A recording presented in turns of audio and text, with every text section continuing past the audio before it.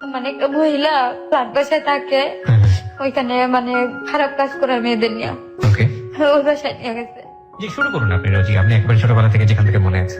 আমার যখন 4 বছর বয়স, তখন আমি একটু বুঝতে পারি, তখন দেখি যে আমি আমার দাদা দাদির কাছে, হুম, আমার ছোট একটা ভাই আছে, সেও তাদের কাছে। আচ্ছা, ওই সময় একবারে শিশুকালে আমার মায়ের কথা মনে নাই, তো আমার দাদা দাদির সবাই জিজ্ঞেস করতাম যে সবারই তো মা আছে, তা আমার মা কই? তো ওরা কেউ কিছু বলে নাই। তো না বলাতে কেউ বলতো যে তোর মা মারা গেছে, কেউ বলতো তোমার মা চলে গেছে, কেউ বলতো তোমার মা বেড়াইতে গেছে, আসতেছে, এক একজন এক এক কথা বলতো। হুম, সবাই আমাকে আদর করতো অনেক, মার কষ্টটা বুঝতে দিত না। তো দেখতাম যে আমার ভাইয়াটাও ছোট, হুম, আমি বড়, আমার ভাই ছোট। আচ্ছা, তো হঠাৎ এরকম করতে করতে একদিন আমার কাকি বলতেছে যে যখন আমি একটু বুঝি হুম। যে আমার মা নাকি পাগল পাগল হয়ে গেছে, পাবনা পাগলা গারদে আছে। আপনার কাকি আপনাকে এটা বলছে? হ্যাঁ, আমার সেই সময়টা থেকে আপনি স্কুলে পড়েন? ওই সময়টাতে স্কুলে পড়েন? কোন ক্লাসে পড়েন? ওই সময়তে আমি ক্লাস 1-এ। ক্লাস 1-এ পড়েন। আমরা এই প্রশ্নটা এই জন্যই জিজ্ঞেস করেছি যে ওনার বয়সটা বোঝার জন্য। যাই হোক, হ্যাঁ বলুন তারপর। তারপর আমার কাকি বলতো যে তোমার মা তো পাগল, এখন তো তুমি একটু একটু বুঝো, হুম। তো মানুষের আপনি কি বড় ছিলেন? হ্যাঁ আমি বড়। কয় ভাই বোন ছিলেন আপনারা? আমরা 2 ভাই বোন। আপনি হচ্ছেন বড় আর আপনার ভাইটা ছোট। হ্যাঁ, ওকে। তো বলতো যে দেখ। বাবাও কি ছিল না? হ্যাঁ আমার বাবা ছিল। বাবা কি পরিবারের মধ্যে ছিল? হ্যাঁ বাবা পরিবারের মধ্যেই ছিল, কাজ করতো। কিসের কাজ করতো? আমার বাবা এই যে নরসিংদী গোড়াশাল জুট মিল বলে। জুট মিলে কাজ করতো। ওই ছোটবেলা সেটাতে দেখেছেন সে জুট মিলে কাজ করছে। হ্যাঁ। ওকে, ঠিক আছে, বলেন তো কাকি বললো তারপর? তারপর কাকি বলার পরে তো আর কি করার, বলছে যে তুমি তো এখন বুঝো, বুঝতে পারো, তো যাই হোক মানুষের সাথে দুষ্টামি করো না, কারণ এক একজন এক এক কথা বলে, এগুলো মানে খারাপ লাগে, মা না থাকলে যা হয় আর কি। আচ্ছা, তো তারপর হঠাৎ এরকম করতে করতে আমার বাবা বিয়ে করলো। আচ্ছা, আচ্ছা। তো আমার বাবা বিয়ে করার পরে যখন আমরা 2টা ভাই বোন আছি, তখন আমার বাবা যে মহিলাটারে বিয়ে করছে হুম। ওনারে নিয়ে অ্যাবর্শন করাইছে, যে ওনার আর ছেলে মেয়ে দরকার নাই। মানে ওনার যাতে ছেলে মেয়ে না হয় সেজন্য ব্যবস্থা নিয়েছে। হ্যাঁ। আচ্ছা, এটা আপনি বুঝলেন কিভাবে? ছোটবেলাতেই বুঝেছেন? না, এটা মানে পরে আমি আস্তে আস্তে বড় পরে হয়ে বুঝতে পেরেছেন? আচ্ছা, ঠিক আছে। শুনছি, হ্যাঁ। পরে অ্যাবর্শন করাইছে শুনছি, আমার আব্বা নাকি বলছে যে আমার ছেলে মেয়ে আছে, হুম, এখন হয়তো আমি বিয়ে করছি আমার ছেলে মেয়ে 2টা দেখার জন্য, হুম, কিন্তু দেখা গেছে যদি তার সন্তান হয় সে আমার ছেলে মেয়েদের নাও দেখতে পারে, হুম, এই কারণে। তো আস্তে আস্তে বুঝি আমার মা আর আসে না। যখন আমি ক্লাস 3-তে উঠি, আমার ভাই হাঁটতে পারে, হুম, তখন আমার মা সুস্থ হয়ে বাড়িতে আসছে। হুম, তো আমার মারে আমি চিনতে পারি নাই, হুম, হুম। আমার মারে আমি চিনতে পারি নাই। তারপর সবাই বলতেছে যে পাগল আসছে, পাগল আসছে, আমিও সবার সাথে বলতেছি যে পাগল আসছে। ও, ও, যখন হাসপাতাল থেকে সুস্থ হয়ে বাসায় আসছে, আচ্ছা, আচ্ছা, তো তারপর? সবার সাথে মানে আমিও মজা করতেছি যে পাগল আসছে। মানে আপনি তো মার কোনো মেমোরি নাই আপনার ছোটবেলা? না, না। চিনতে পারেননি? হ্যাঁ। একটানা 5 বছর ছিল, 5 বছরের ভিতরে আমাকে কেউ নিয়েও যায় না। নিয়েও যায়নি আপনাকে ওখানে? আচ্ছা, তো তারপর? সবার সাথে আমিও মজা করতেছি, সবাই ডাকতেছি যে দেখে যাও আমাদের বাড়িতে পাগল আসছে। তারপর আমার প্রতিবেশী একটা দাদি, ও বলতো যে রুকসানা, এটা তোমার মা, তুমি তো বুঝো, সবই বুঝো, সবাই পাগল বলে তাই তোমার পাগল বলতেই পারে, তোমার মা। হুম, হুম, হুম। তো আমার মাও আমাকে চিনতে পারে নাই। তারপর যখন বলছে যে এটাই তোমার রুকসানা, তো আমার মা আমার কোলে নিয়ে অনেক কান্নাকাটি করছে। ওই সময়টাতে? হ্যাঁ, আমার নিয়ে, আমার ভাইয়ারে নিয়ে অনেক কান্নাকাটি করছে। তারপর যখন দেখছে আমার বাবা বিয়ে করছে, তখন মাকে বলতে পারে নাই, কারণ সবাই করাইছে বিয়া, আমার দাদা দাদিরা বিয়ে করাইছে, গার্জিয়ানে করাইছে, সবাই বুঝাইছে যে তোমার ছেলে মেয়ে পালন করার জন্য তো করাইছি। সবাই এরকম ভালোভাবে বুঝে গেছে ওনাকে? হ্যাঁ। তারপর আমার মা মাইনা নিছে, মাইনা নেওয়ার পরে আস্তে আস্তে আমার সৎ মা আমার বাপের সাথে অনেক কিছু বইটা টুলা আমার মায়ের অশান্তি শুরু করার পরে। আপনি ওই সময়টা থেকে জানতে পেরেছিলেন যে কেন আপনার মা পাগল হয়ে গেছে বা কোনো সমস্যা ছিল কিনা? না ভাই, আমি আজও পর্যন্ত আপনি জানতে পারেননি? কি কারণ ছিল তার পিছনে। তারপরে আমার মা, আমার স্বপ্ন, আমার বাপের অনেক কিছু বলে। আমার বাবা দেখতাম ছোটবেলা আমার মারে অনেক মারতো, আমার মারে এমন মার দিত কেউ ফিরিয়ে রাখতে পারতো না। তারপর একটা সময় আমার মা চলে যায় আমার নানির বাড়িতে। আমার নানির বাড়িতে চলে যায়, আমার নানা নাই, তখন নাকি আমার বয়স 21 দিন, তখন নাকি আমার নানা মারা গেছে। হুম, তো আমার কোনো মামা নাই, অনেক বড়, আমার একটা মামা সবার ছোট, হুম, হুম, হুম। আর আমার মা খালা সবাই মিলে 3টা বোন। তো তাদের সমস্যা, ওইখানে কি করে না, আবার কিছুদিন থেকে আবার আমাদের বাড়িতে আসে। আবার হয়তো এক সপ্তাহ ভালো থাকলে এক সপ্তাহ পর থেকে আবার শুরু অশান্তি। এরকম করতে করতে বিরক্তর পর আমার মা বলছে যে চলে যাবো, আমাকে ভাই বোনকে নিয়ে যাবো। নেওয়ার জন্য অনেক চেষ্টা করছে, অনেক কি করছে যে আমি রাস্তায় রাস্তায় ভিক্ষা করবো, মানুষের দ্বারে দ্বারাই করবো, আমার সন্তান আমি দেব না। আপনাদেরকে নিয়ে চলে গিয়েছিল? না, আমাদের দেয় নাই। আমাদের নেওয়ার জন্য আমার মা অনেক মানুষের হাতে পায়ে ধরছে, অনেকের কাছে গেছে, কিন্তু আমার দাদা দাদি আমার আব্বা দেয় নাই। আমাদের বলছে যে এরা দিব না, এ নিয়ে অনেক কিছু করছে। তারপর যতবার আমার মা আসছে আমাদের নেওয়ার জন্য ততবারই আমার মায়ের মায়েরা দিচ্ছে। আপনার বাবা মারতো? হ্যাঁ, মায়েরা দিত। দেখা গেছে যাইতাম ছাগল চড়াইতে যাইতাম, ছাগলের ঘাস কাটতে যাইতাম, চকের মধ্যে হঠাৎ আমার মা আসতো, তো ওইখান থেকে আমাদের নিয়ে চলে যেত। আচ্ছা আচ্ছা। মানে বাড়িতে না বললা চুরি করে। তো যাদের সাথে যাইতাম শুধু তাদের বলতাম যে কইছে আমরা মার সাথে চলে গেছি। সৎ মা অত্যাচার করতো? সৎ মা কি খাবার দাবার ঠিক মতো দিত? না, আমরা সৎমার কাছে সাথে খাই নাই। আমার দাদা দাদি আছে, চাচা আছে, তাদের সাথে খাইতাম। আমার আব্বু আমার সৎমা খাইতো। আলাদা আলাদা? হ্যাঁ, তো আমাদের ভাই বোনের খরচটা আমার বাবা দিত। আচ্ছা আচ্ছা। হঠাৎ আমার সৎমা আমাদের সাথে অনেক খারাপ ব্যবহার করে। তো একটা পর্যায়ে আমার অনেক মারছে আমার সৎমা। আমার আব্বা বাড়িতে নাই, আমি কারো কাছে বললি নাই তো মারছে। তো আমার প্রতিবেশী একটা কাকি আছে, ওই কাকিটা আমার ছোট কাকার কাছে বলছে আচ্ছা। যে আমি যে বয়ে বাড়িতে যাই না, আমার ডাকতেছে। পরে তো আমি বয়ে বাড়িতে যাই না, আমার ডাকতেছে কাকা, কাকা আমার আনতে যায়, আমি দৌড়াই। আচ্ছা। ভাবছি যে হয়তো যদি আবার কাকাও মারে। তারপর আমার প্রতিবেশী চাচি বলতেছে যে ওরে আজকে ওর মা অনেক মার দিছে। এই কথা শুনে আমার কাকা গিয়া কারো কাছে কোনো কিছু না জিজ্ঞেস করে আমার সৎমারে গিয়ে মারছে। কাকা গিয়ে মানে তার তো ভাবি হয় এক অর্থে? হ্যাঁ হ্যাঁ। তো ভাবির গায়ে হাত তুলেছে? তারপর? হ্যাঁ, মানে মারছে যে ওই অপরাধ করছে ভালো কথা, আমাদের কাছে কইতো। আর এমন কি অপরাধ করছে যে এমনের মার দিছে, মানে অনেক আদর করতো। তো আমার মারছে কথাটা শুনে সহ্য করতে পারে নাই। আচ্ছা আচ্ছা। এখন ভাবির শরীরে হাত উঠাইছে, এখন আমার আব্বা আমার কাকার সাথে ঝগড়া করছে। এখানে আমার কোনো নাই। তো এক পর্যায়ে অনেক মারামারি করে আমার সৎ মারে আর আমার বাপের বাড়ি থেকে বের করে দেয় সবাই মিলে? হ্যাঁ, বের করে দেয়, আমাদের সাথে দেয় না। তারপর টঙ্গিতে আসে আমার আব্বা থাকে আমার সৎ মারে নিয়ে। তো থাকে সবাই, যাই হোক আমার বাপের বাড়ি ছাড়ছে, বিয়ে করছে, কিন্তু আমাদের ভাই বোনকে ছাড়ে নাই। আমাদের ভাই বোনদের প্রতি মাসে মাসে টাকা দিত, খাবার দিত, যখন যা লাগতো দিয়ে আসতো। আচ্ছা আচ্ছা। যখন আমি 3 বছর ব্রাক স্কুলে পড়ছি, তো যখন প্রাইমারি স্কুলে গিয়ে ভর্তি হয়েছি ক্লাস 4-এ, তখন আমার আব্বা শুইনা আইসা আমাদের গ্রামের বাজারে দোকান বাকি করে দিত, আপনি ওখান থেকে নিয়ে খেতে পারেন। হ্যাঁ, যে ওরা ভাই বোন যা চায় দিন, যে মাস শেষে আমি টাকা দিব। আচ্ছা আচ্ছা। তো ভাইয়া এমন করে আমার একটা ফুফুস আছে। আপনি বাবার সঙ্গে থাকতে পারতেন তো, থাকেননি কেন? বাবাকে দিত না? না, আমার দাদা দাদি চাচারা দেয় নাই। তারপর আমার একটা ফুফু আছে, আমার ফুফুটা অনেক খারাপ। আমার ফুফুটা আমি বাড়ি থেকে ডিভোর্স করে চলে আসে। আমি যখন ক্লাস 4-এ উঠি তখন থেকে আমাদের বাড়িতে থাকে। আচ্ছা। তো আমি ক্লাস 4-এ উঠার সময় প্রথমে তো আমার কাকারা সবাই অবিবাহিত ছিল। তো আমার 2টা কাকা বিয়ে করে। আচ্ছা। তো 2টা কাকা বিয়ে করে, আমার 2টা কাকি আসে, সবাই বলে যে আমাকে ভাই বোনের কথা, যে তাদের জন্য কোনো অযত্ন না হয়। তো যতদিন তাদের বাচ্চা কাচ্চা ছেলে মেয়ে হয় নাই ততদিন আমাদের অনেকই করছে। যখন তাদের সংসার হয়েছে তখন থেকে দূরত্বটা বাইরে গেছে। তো আমার ফুফুটা যখন বাড়িতে চলে আসছে তখন আমার আব্বা প্রতি মাসে আমাদের চাউলের বস্তা পাঠাইতো, বাজারে টাকা দিত, করতো। তো দেখা গেছে কি চাউলের বস্তা আমার দাদি তো বুড়া মানুষ পাক করতে পারতো না, আমার বুবু চলে আসছে, আমার বুবু করে, আমার বুবু চুরি করে করে মানুষের কাছে বিক্রি করে দিত, মানে ওর নিজেরই করতো, আয় করতো। তা আমরা বুঝতাম না। দেখা গেছে খাওয়ার সময় মানে আমাদের যে খাবার দিত পেট ভরতো না। একটা সময় আমরা ভাই বোন মানে ভাত পাইছি, তরকারি পাইছি, যাই পাইছি চুরি করে নিয়ে খাইছি।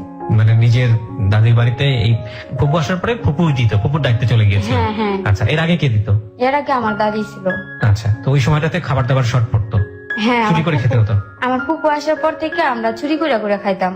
আচ্ছা, কারণ মানে পেট ভরতো না? না। দেখা গেছে যেদিন আমার আব্বা বাড়িতে আসতো, আমার আব্বা বাড়িতে আসলে মানে সবার বাজার টাজার করলে, রান্না বান্না করলে সবাই একসাথে নিয়ে বসে খাইতো। তো যদি বলছে অনেক সময় মানে আব্বা গেলে গা ফুপু মারতো, ওই ভয়ে আব্বার কাছে বলি নাই। আচ্ছা। যে থাক, কারণ জানি যে যদি সৎমার কাছে গেলে সৎমা মারে, থাক তার চেয়ে ভালো বাড়িতেই মার খাই, হুম, ওই ভয়ে বলি নাই। তো আমার আস্তে আস্তে প্রাইমারি স্কুল শেষ করে হাই স্কুলে ঢুকছি, ক্লাস 6 উঠলাম। হুম, আমার লেখাপড়া খরচ যা আছে সব আমার আব্বাই দেয়, আচ্ছা আমার চাচারাও দেয়। আচ্ছা, আর আমার সবার ছোট কাকা যেটা, ওইটা তখনও বিয়ে করে নাই। ওকে, আমার স্কুলের বই খাতা, স্কুল ড্রেস, মানে যাবতীয় লাগতো খরচ আমার কাকাটা কাজ করতো, কাজ করি না মানে আমার কাকার কাজের টাকাটা সম্পূর্ণ আমার পিছনে খরচ করতো। হুম, তো আমার আব্বার কাছে তেমন চাইতাম না। তো এরকম করতে করতে ভাইয়া দেখা গেছে যে আমার আব্বা তো সব দিয়ে পারে না, কারণ আমাদের ভাই বোনের করতে গেলে আমার আব্বার আরো 4-5 জন মানুষের খাবার সহায় দিতে হয়। কেন? মানে আমাকে ভাই বোনরে পালে দেখে বললাম না যে আমার কাকারা বিয়ে করার পরে একটু দূরত্ব বেড়ে গেছে, বউ আসার পরে হ্যাঁ, হ্যাঁ, মানে আমার দাদা দাদির কেউ খাবার দিব না। মানে দিলে আপনাদেরকে খাওয়াবে, হ্যাঁ, এই কারণে। This is very much true. একটা গ্রামীণ যৌথ পরিবারে যেটা হয়, বিশেষ করে দাদি যিনি থাকেন, তার যদি 4-5টা ছেলে থাকে, সবার মধ্যে এক ধরনের অদৃশ্য কম্পিটিশন কাজ করে, ইন এ ব্যাড সেন্স, যে আজকে দুপুরের খাবারটা আমরা দিব না, অমুকে দিবে, অমুকে দিব না, তমুকে দেবে। আমি ঠিক জানি না একবার প্রত্যন্ত অঞ্চলের গ্রামের মানুষ যারা আছে তারা এটা শুনছেন কিনা, শুনলে হয়তো আমার সাথে একমত পোষণ করবেন। একটা জিনিস চিন্তা করে দেখুন তো, যে মা কিংবা যে বাবা কষ্ট করে আপনাদেরকে বড় করলো, যারা 5 ভাই বোন বা 3-4 ভাই বোন আছেন, একটা মাত্র দুপুরের খাবার কিংবা সকালের খাবার কিংবা রাতের খাবার এই পরিবার দিবে না ওই পরিবার দিবে, ছোট ভাই দিবে না বড় ভাই দিবে, আবার দিলে সে নিজে খাবে না অন্য কাউকে খাওয়াবে, কতটা নিচু মনের হলে, কতটা মানে অমানুষ হলে একটা ছেলে বা একটা সন্তান বা একটা মেয়ের মধ্যে এই ধরনের চিন্তা আসতে পারে বাবা মাকে নিয়ে। আরে বাবা, আপনি সেবা করার সুযোগ পেয়েছেন, বাবা মা জীবিত আছে, মানে আপনি তো সবার আগে গিয়ে বলবেন যে আজকের খাবার আমি দিব, মানে খুবই লজ্জাজনক। আর সেখানে ওই যে নাতিপুতি থাকলে তো আরো সবার মধ্যে এক ধরনের সন্দেহ তৈরি হয় যে না, একটা ভালো খাবার দিব, এটা তো সে নিজে খাবে না, সেটা তো নাতিপুতিরে খাওয়াবে, সুতরাং দিয়ে কি হবে, দিব না। এগুলো কিন্তু আমি যেটা বলছি একেবারে রিয়েল কাহিনী। হ্যাঁ, ওকে, বলুন তারপর। এই জনের 3-4 জনকে ম্যানেজ করে বেশি বেশি করে দিতে হতো। হ্যাঁ, এখন আমার দাদা দাদি, তারপর আমার ফুপু চলে আসছে বাড়িতে, ফুপুর খাবার আমাদের। তো আমার আব্বা টঙ্গিতে থাকতো, ওরা যা ইনকাম করতো এখানে বাসা ভাড়া দিত, আমাদের দিত। হুম, তো মানে আমার আব্বাও একবারে হয়ে গেছে। হুম, তো একটা পর্যায়ে এরকম করতে করতে যখন কেউ খাবার দেয় না, যে খাবার দিলেই নাকি আমাদের ভাই বোনদের খাওয়াইলাম, আমাদের আদর করে, হুম, বিশেষ করে আমার চাচাদের যখন বাচ্চা হয়েছে তখন থেকে হিংসাটা আরেকটু বেড়ে গেছে, যে সব আমাদের করে, ওদের ছোট ছোট বাচ্চা কুলে নেয় না, করে না। আচ্ছা, মানে এখনো নাকি হিংসাটা আরো বাড়লো আগের থেকে। হ্যাঁ, যে আমি বড় হয়ে গেছি, তারপরেও নাকি এখনো যদি পারে তে আমার কুলে নিয়ে হাঁটবো, হুম, এরকম ধরনের অনেক কিছু বলতো। তো আমার দাদি কথা বলতো না, আচ্ছা, কারণ কথা বললে ঝগড়া, কথা বলতো না। আচ্ছা, আমার মায়ের তো আর কোনো খবরই নাই। হুম, নানি বাড়িতে যে শেষ একবার মাই খাইছে, আমাদের ভাই বোনকে একবার চুরিও, আমি পিছনে একটা কথা ফালাই আসছি জি বলুন। যে আমাদের ভাই বোনকে আমার মা একবার চুরি করে নিয়ে আসছে। হুম, তো আমার দাদি অনেক মানুষ টানুষ নিয়ে, আমাদের এলাকার মেম্বার টেম্বার নিয়ে পরে আমাদেরকে আনছে। তো এই যে সিচুয়েশন গুলো আপনি দেখতেন, মা একবার টানা হেঁচড়া করছে, বাবা নিজের কাছে নেই, দাদির বাড়িতে মানুষজন ভালো চোখে দেখে আবার দেখে না, কেমন লাগতো ছোটবেলায়? এই প্রশ্নটা আমি একেবারে বেকুবের মতোই করলাম। একটা শিশুর মনে তখন কেমন লাগতে পারে, যারা এই ভুক্তভোগী হয়েছেন তারাই কেবল বুঝতে পারবেন। তারপরে ওর মুখ থেকে আমরা একটু শুনতে চাই। ভাইয়া যখন সবার কাছ থেকে এরকমই করতাম, তখন কারোর কাছে বলতেও পারতাম না, নিজে সহ্য করতে পারতাম না। তো দেখা গেছে অনেক দূরে যে বৈশা হয়তো কিছুক্ষণ কাঁদতাম আর বলতাম যে আল্লাহ, আমাদের ভাগ্যে তুমি এই লেখছিলা, যে আজকে আমার মা বাবা থাইকেও নাই। এক্স্যাক্টলি, বাপ মা থেকেও এতিম। তো অনেক দূরে থেকে বসে বসে কান্দা মনটা হালকা করে বাড়িতে আসতাম। ক্লাস 6 এর ঘটনা আপনি বলতেছিলেন, বলেন ক্লাস 6 এর পর থেকে শুনি। তারপর ক্লাস 6 উঠার পরে, যখন ক্লাস 6 উঠার পরে ওই সময় পুরা খরচই আমার কাকা দিছে, ছোটটা। জি, ছোট কাকা দেওয়ার পরে আমি যখন ক্লাস 7 উঠি তখন আমার কাকা বিয়ে করছে। আচ্ছা, তো আমার কাকা বিয়ে করছে, বিয়ে করার পরেও যে দেখা গেছে যে আমার কাকির একটা জিনিস লাগবে, হুম, আমার কাকি বলছে, তো আমি যদি বলছি যে কাকা আমার এই জিনিসটা নাই, তো দেখা গেছে কাকার কাছে 10টা টাকাই আছে, কিন্তু কাকিরও দিতে হইব, জিনিসটা না দিলে না হইব। হুম, কিন্তু আমি যদি বলতাম তো ওই জিনিসটা না দিয়ে আমারে দিত। আচ্ছা, আচ্ছা, তো এটা দেখা আমার কাকি মানে অনেক আজে বাজে কথা বলতো। হুম, হুম। তো আজে বাজে কথা বললে আমার কাকি অনেক মারতো আমার কাকা। ও হো, প্রথম দিকে এটা। হ্যাঁ, আচ্ছা। মারতো। মারলে দেখা গেছে যে মারার পরে কিছুদিন কাকি আবার আমাদের সাথে ভালো করে। আচ্ছা কিছু ই করে না। তো আবার রাত্রেবেলা যদি কাকা কিছু নিয়ে আসতো কাকির জন্য, হুম। তো যদি বলতো যে একটু খাও, একটু সকালে রোকসানারে দিও, আচ্ছা, এই ঝগড়া করতো। মানে আপনাদেরকে সহ্য করতে পারতো না আর কি। না আচ্ছা, তখন কি কাকার বাচ্চা কাচ্চা কিছু হয়েছে? না না, তখনও বাচ্চা কাচ্চা ছিল বাচ্চা না? কাচ্চা হয় নাই। আচ্ছা, তো এরকম করতো। তো কাকার কাছে আমি ভয়ে একবার যদি বলতাম তো আবার বলতাম না। যে ও মারামারি করবে। হ্যাঁ, আমার আব্বার কাছে বললে আমার আব্বা বলতো যে আমি আর কি করবো, আমি তোমার খাওয়াই আমার ই করতাম, লেখাপড়া করার মতো খরচ দিতে পারতাম না। হুম, ঠিক আছে, তো দিত না। তো দেখা গেছে যদি আমার একটা খাতা শেষ হইতো, তখন দেখছি যে আর পারতেছি না, হুম, তখন যে কাকারে বলতাম কাকা আমার খাতা নেই। নয়তো যে স্কুলে যাওয়ার সময় যদি 2 টাকা 3 টাকা দিত হুম, কাকা কি দাদা, ওই টাকাটা আমি রাইখা দিতাম। হুম, রাইখা দিয়া একটা কলম শেষ হইতো, ওই সময় একটা কলম 3 টাকা ছিল, হুম, হুম, হুম। একটা কলম শেষ হইতো, আমি একটা কলম নিয়ে আসতাম, যে তাও কিনা খাতা বানাইতাম। সবাই এমনি খাতা কিনে আনতো, হুম, আমি দিস্তা তাও কিনা খাতা বানাইতাম। ওকে। তো সবাই একটা স্কুল ড্রেস দেখতাম 6 মাস পড়তো, আর আমি একটা স্কুল ড্রেস 2 বছর পড়তাম। হুম, হুম, হুম, হুম।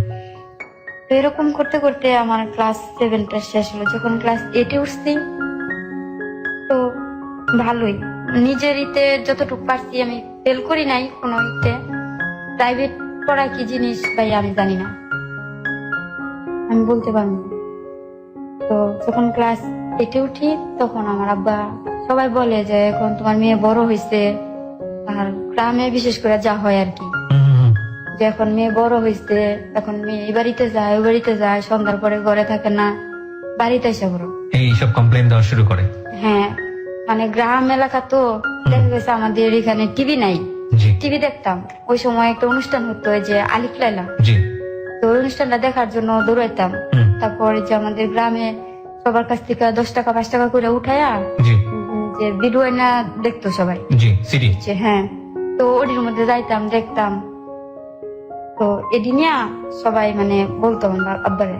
আচ্ছা, তো আমার আব্বা বলছে যে ঠিকই তো, যে যাই হোক আমার সন্তান। তো আমার আব্বা বাড়িতে এসে পড়ছে। আচ্ছা, আমার আব্বা বাড়িতে এসে পড়ছে, বাড়িতে আসার পরে মানে যখন- আপনাদের জন্য বাড়িতে চলে এসছে। হ্যাঁ, তো দেখা গেছে যে আমার আব্বা বাড়িতে আইসা, তো আমাদের গটর তো আগে সব ভাঙ্গা টেঙ্গা ছিল, এখন আবার গটর উঠাইছে ই করছে। তো আমি কখনো ই করতাম না। তো আমার আব্বা বাড়িতে আসার পর আমি শুধু আমার আব্বার কাছে শুইতে চাইতাম।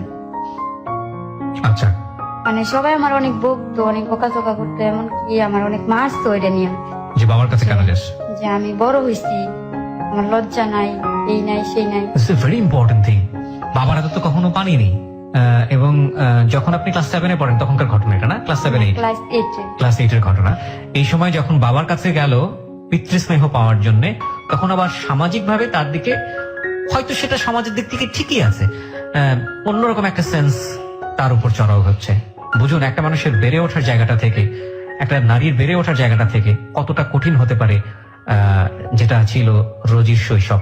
প্রিয় শ্রোতা, আমরা সবসময় একটা কথা বলি, যে সিচুয়েশনে, যে পরিবেশে শিশুকে আমরা বড় করছি, সামহাও তার ক্যারেক্টারের মধ্যে, তার চরিত্রের মধ্যে এবং তার চিন্তা ভাবনার মধ্যে সেই পরিবেশটাকে সে অ্যাডপ্ট করে, এবং এটার রেজাল্ট তার জীবনে পড়ে। শুধুমাত্র তার জীবনে পড়ে না, তার চারপাশের যে পরিবেশ আছে সেই পরিবেশের উপরে পড়ে, কারণ সে সেভাবেই অ্যাক্ট করতে থাকে। তারপর হ্যাঁ, তখন আমার আব্বা বাড়িতে আসার পর মানে আমি আমার দাদিকে ছাড়া আমার ঘুম আসতো না। হুম, আমার দাদিকে ছাড়া আমি কারো কাছে শুইতাম না। হুম, যতক্ষণ আমার দাদি আমার পাশে না শুইতো ততক্ষণ আমি শুইতাম না, আমার দাদির সাথে সাথে হাঁটতাম। হুম, হুম, হুম। তো আমার আব্বা আসার পরে আমি আর কারো কাছে যাই না। আচ্ছা, তো আমি জানি যে আমার জায়গা দিব না। হুম, তো কি করতাম, আব্বার সাথে ঘুমানোর জন্য মানে সন্ধ্যাবেলায় যে শুয়ে ঘুমের ভান করে থাকতাম, আচ্ছা, যে হয়তো যদি ঘুমাই থাকি বলবো যে থাক ঘুমাই গেছে, ডাকাডাকি করলো মানে আমি উঠতাম না, আচ্ছা, আচ্ছা। যে বুঝাইতাম যে আমি ঘুমাই গেছি। মানে বাবা ডাকলেও আপনি যেতেন না? না, আমার আব্বা বলতো যে আচ্ছা থাক, শুয়ে থাক। আচ্ছা, আচ্ছা। তো আমার সৎ মা মানে বাবার কাছে গিয়ে আপনি থাকতেন, কিন্তু কেউ ডাকলেও আপনি বাবার কাছ থেকে উঠতেন না? না। আচ্ছা, তো ট্রেনে উঠছি, এসএসসি পরীক্ষা দিছি। হুম, হুম, ওই সময় ভাইয়া মাঝখানে একটা কথা বলি, যে আমার প্রতিবেশী একটা কাকা ডাকতাম, জি। আমার একটা শালা আসতো, আমরা মামা ডাকতাম, দুষ্টামি করতাম। তো উনি ডেলি প্রতিদিন আসতো, বিকাল দিকে আসতো, তো আসলে মানে ওই সময় কি প্রেম ভালোবাসা এই কিছু বুঝতাম না। কে আসতো যেন? মানে আমার কাকার শালা, কাকার শালা। আচ্ছা ঠিক আছে। হ্যাঁ প্রতিবেশী কাকার শালা। হুম। তো আসতো, তো প্রতিদিন বিকালে আসতো, আমরা দুষ্টামি করতাম, মামা ডাকতাম। তো কাকার শালা তো মামা, যে আমার চাচাতো বোন আছে ওর মামা ডাকে, তো আমার বোন মামা ডাকলাম মামা না, মামা ডাকতাম। তো এরকম করার পরে ভাইয়া ঘটনা হয়েছে, আমাদের প্রতিবেশী একটা চাচাতো ভাই আছে, সে আগে বিয়ে করছে। আচ্ছা। ঠিক আছে, সে একটা বিয়ে করছে, তার একটা বাচ্চাও আছে, তারপর বউটা সে ছেড়ে দিছে। তো বউটা ছেড়ে দেওয়ার পরে দেখতাম আমার দাদার সাথে আসতো আমাদের বাড়িতে, তো হুম। আমরা দুষ্টামি করতাম। তো হঠাৎ আমার বিয়ের প্রস্তাব দেয়।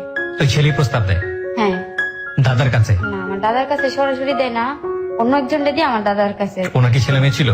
হ্যাঁ ছেলে মেয়ে থাকা অবস্থায় ছেড়ে দিয়েছে, ওই অবস্থায় আপনাকে বিয়ের প্রস্তাব দেয়? হ্যাঁ হ্যাঁ। আচ্ছা।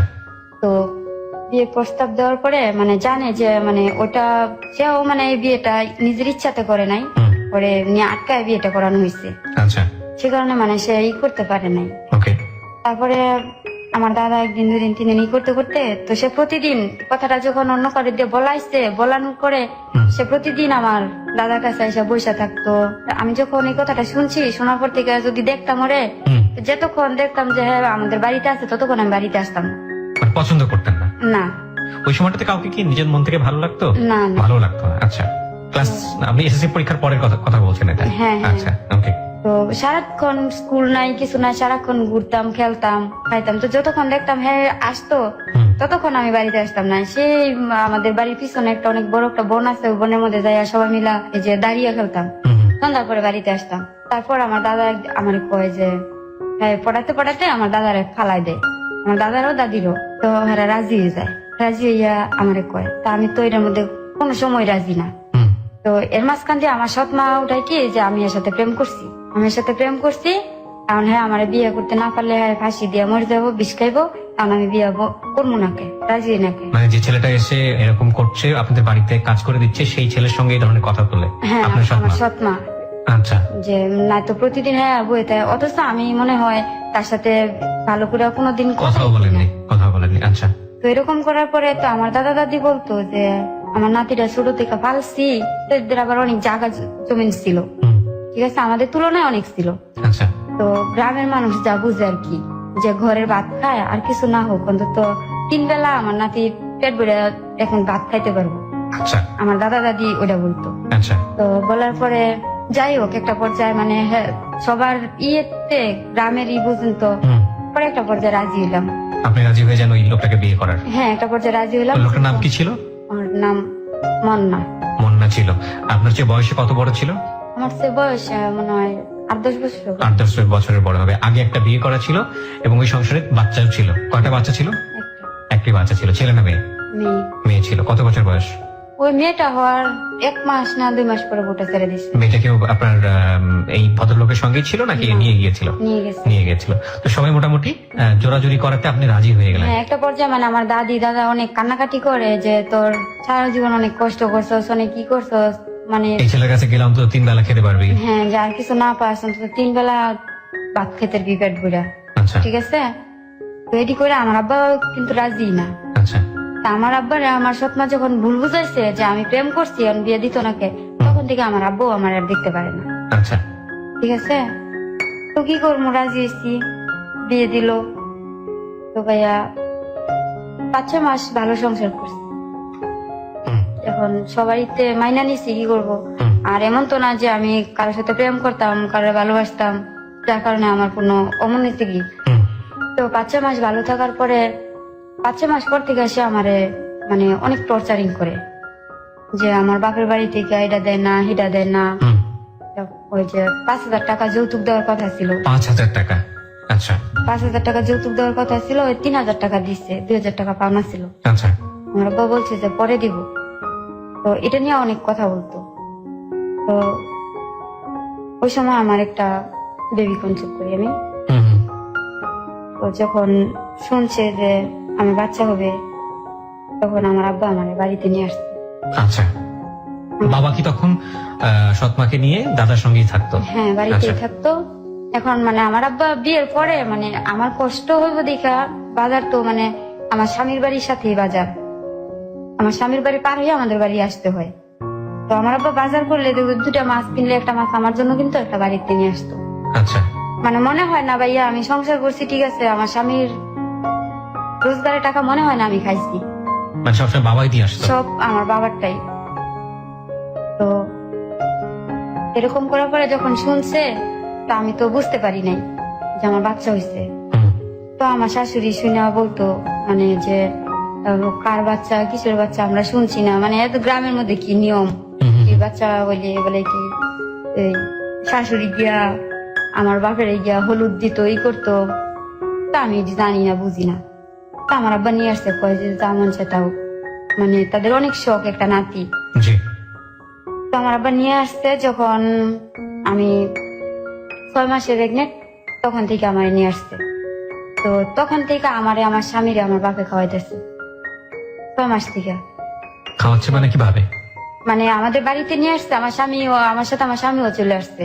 কারণ আমার স্বামী কাজ করে ঠিক আছে, কিন্তু ওর কাজের টাকা দেয় না, মানে আমাদের উপরে খায়। এটা তো খুবই লজ্জাজনক কথা হলো তাহলে। ঠিক Okay, আছে। হ্যাঁ, তো আমার ছেলে হইলো, ছেলে হয়েছে, ছেলে হওয়ার পরে মানে সবাই অনেক খুশি। হুম, তো ছেলে হওয়ার পরে আমি 6 মাসের গর্ভবতী অবস্থায় বাড়িতে গেছি।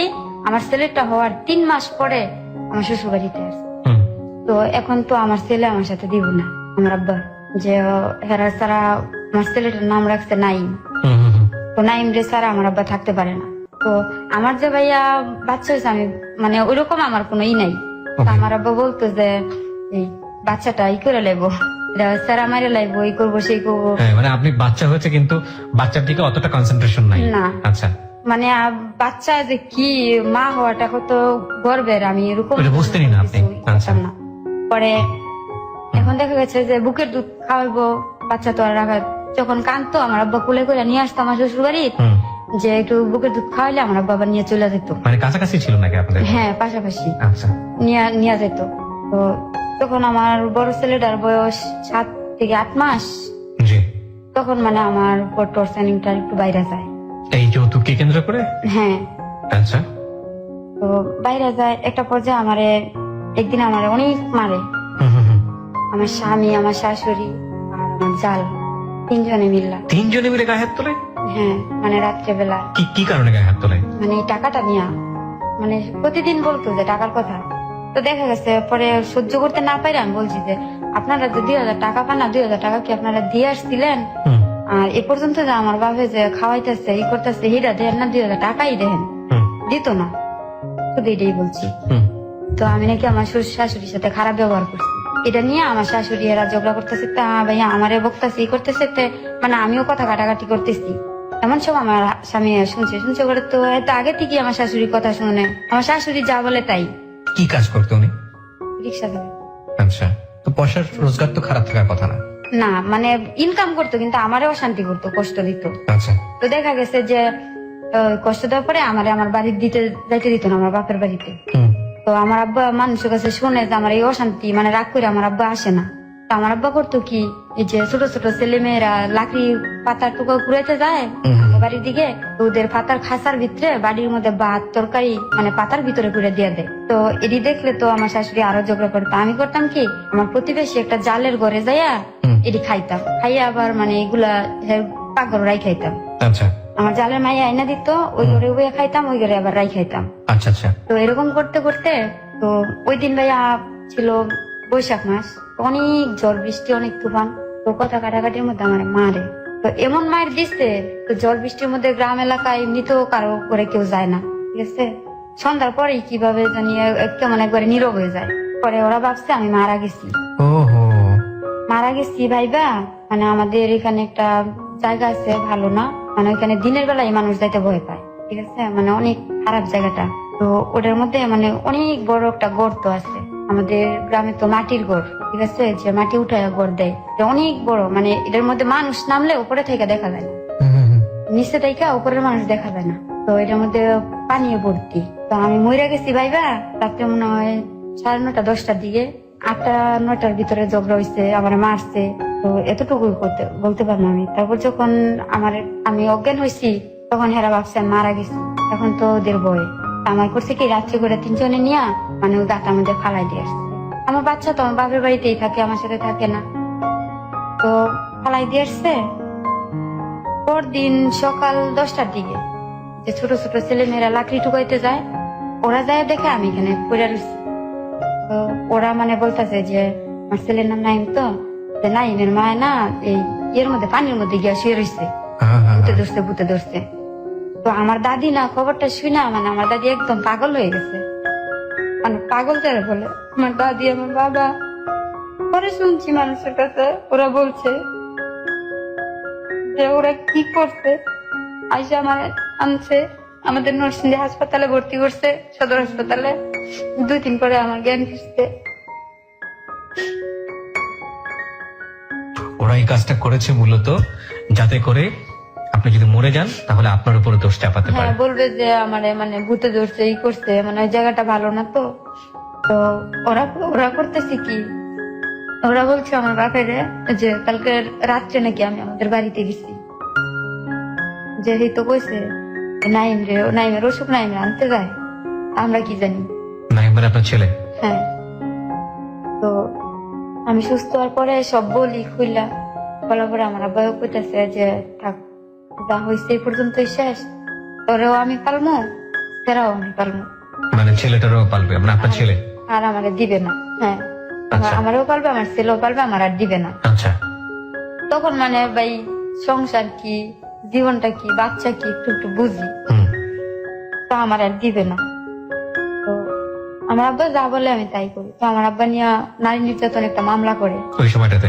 হ্যাঁ, আমাদের নরসিংদী আচ্ছা জজ কোর্টে। তো আমার আব্বার সাথে যে মামলা করি, তো আমার আব্বা বলতেছে যে আমি চাই না যে তোর সংসারটা ভাঙ্গা থাকে, একটা বাচ্চা চাই, কিন্তু হ্যাঁ একটু শাস্তি দিই। আর আমার দাদি বলতো যে না আর দিমই না, প্রয়োজন আমি বাড়ি বাড়ি গিয়ে ভিক্ষা করবো, আমার নাতির আমি খাওয়াবো। আচ্ছা, তো মামলা করার পরে কি হলো? তো মামলা করার পরে যখন কি জানি বলে যে নোটিশ আসে, যে আমি মামলা করে তারপরে ওদের বাড়িতে নোটিশ আসছে, আসার পরে নাকি আমার শাশুড়ি তো মানে অনেক দরজা ওই লোকটারে দৌড়াই দিচ্ছে, মানে যে নোটিশ নিয়ে আসছে। হ্যাঁ, কিসের মামলা তো মানে না, এসে লোকটাই যাইয়া মানে কোর্টে যাই বলছে। আচ্ছা। তো বলার পরে ভাইয়া আমি আর জানি না, আমার লাইফে আমি মানে কোর্ট মামলা দেখি নাই, করি নাই কখনো। তো গেছি, তো যখন মানে হাজরিয়া ডেট পালাইছে ওই দিন আমি, আমার দাদি, আমার আব্বা, আমার বাচ্চারা খুলে উঠে আসবো। তো বাজারে আমার আব্বা রিক্সা আনতে গেছে, আমরা দাঁড়াই গেছি। তো যে দোকানের সামনে দাঁড়াইছি ওই দোকানেই বসা ছিল আমার স্বামী। তো আমাদের শোনায় বলতেছে যে আজকে জামু যে শ্বশুর বাড়ি লাল দালানের ভাত খাইতে, দেই আমার একটু আটকায় ফিরায়, মানে অনেক কিছু আপনাদেরকে শুনিয়ে শুনে বলছে? হ্যাঁ। ওকে। তো আমার শাশুড়ি গেছে, আমার বাসুর গেছে, স্বামী গেছে, আমরা গেছি। তো যাওয়ার পরে ভাইয়া আমি শুধু আমার বাচ্চাটা কোলে নিয়ে কাঠগোড়ায় দাঁড়াইছি, এতটুকু বলতে পারবো। শুধু মানে কাঠগোড়ায় দাঁড়াইছি আমার বাচ্চাটা কোলে নিয়ে। আর জর্সাব উনি শুধু আমার বাচ্চাটা দেখলো, আমারে দেখলো, তারপর মানে ওদের আটকাই দিল। ঠিক আছে, এবার আটকাই দিচ্ছে। আটকাইছে পরে আমি মানে আমার কিছু জিজ্ঞেস করে নাই, না জিজ্ঞেস করে আটকে দিয়েছে? হ্যাঁ, কিছু জিজ্ঞেস করে নাই। তো জিজ্ঞেস করে নাই, তো পরে শুনছি আর কি, দ্বিতীয় হাজিরাতে যাওয়ার দিয়ে পরে শুনছি যে আমার বাচ্চাটা নাকি অনেক কান্না করছে ওর কাছে যাওয়ার জন্য, বাবার কাছে যাওয়ার জন্য। ওই যে জজ সাহেব ছিল উনি নাকি দোতলায় ছিল, তারাই নাকি দেখছে যে ওর বাপে মানে বাদাম খাইতেছে আর অন্য 2-3টা মেয়ের সাথে হাসাহাসি করতেছে। আচ্ছা। আমার বাচ্চাটা নাকি 2-3 বার ব্যথাও পাইছে কইরা, তাও ডাক দেয় নাই, নাই নাই। আচ্ছা, তো আটকায় দেওয়া বলে বলতে আপনি কি বোঝাচ্ছেন? মানে মানে জেলখানায় নিছে গা, আপনার জামাইকে জেলখানায় নিল? অ্যারেস্ট করছে। আচ্ছা। তো নেওয়ার পরে এখন হেরা আমার আর নিব না, হেরা যেমনি পারে যত টাকা লাগে এরা মানে ছুড়ে আনবো। আচ্ছা। এরকম করতে করতে ভাই অনেক জায়গা বিক্রি করছে আমার শাশুড়ি, বিক্রি করে টাকা খরচ করছে কিন্তু বাইর করতে পারে না। আচ্ছা। একটা পর্যায়ে বলতেছে যে দেখেন এর তো নারী নির্যাতন,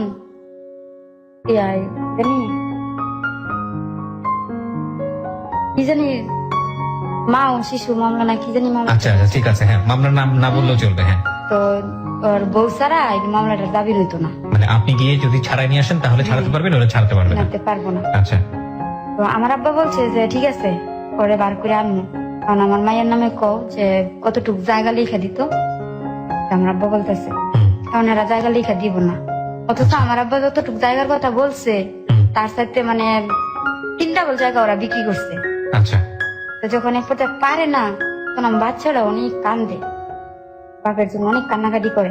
হুম, তো একদিন জেলখানায় যাই দেখার জন্য, ঠিক আছে, যাওয়ার পরে জেলখানার মধ্যে অনেক কান্নাকাটি করে। আচ্ছা, তো কান্নাকাটি করার পরে আমার মায়া লাগে, তো বাচ্চাটাও কান্দে, হ্যাঁ কান্দে, থাক। মানে জামাইও কান্নাকাটি করছে। হ্যাঁ, তো ভাবছি যে ভাই জীবনে বাপ মা থাকা সত্ত্বেও বাবা মার আদর পাইছি না, আমার মতো কি আমার সন্তানও। তো ওই কথাটা বাইতে বাড়িতে কারোর কাছে না বললে আমি আমার শাশুড়ির সাথে পড়তে যাই, যাইয়া তো আপোষনামার মধ্যে আমি সিগনেচার করি যে আমরা মীমাংসা হয়ে গেছি, হুম, স্বামী স্ত্রী মিলে গেছি। আমি সাইন করে দেওয়ার পরে মানে ওরা জামিন দেওয়া দেয়। হুম, হুম, হুম। যে কথাটা আমার বাপে শোনার পরে মানে আমার বাপে আরো অনেক রাগ, কেন তুমি করলা এটা? হ্যাঁ, যে তোরে মাইরা ফালাই দিছে, হ্যারে জাস্ট একটু শাস্তি দেওয়ার জন্য করছি, তোরে তো কইছি না যে একবারে দিতাম না। হুম, অনেক রাগ।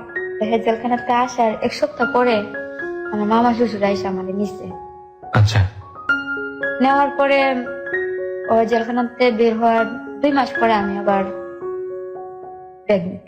মানে কনসিভ করেন আবার? হ্যাঁ, জেলে ছিল কতদিন? 3 মাস। 3 মাসের মতো জেলে ছিল।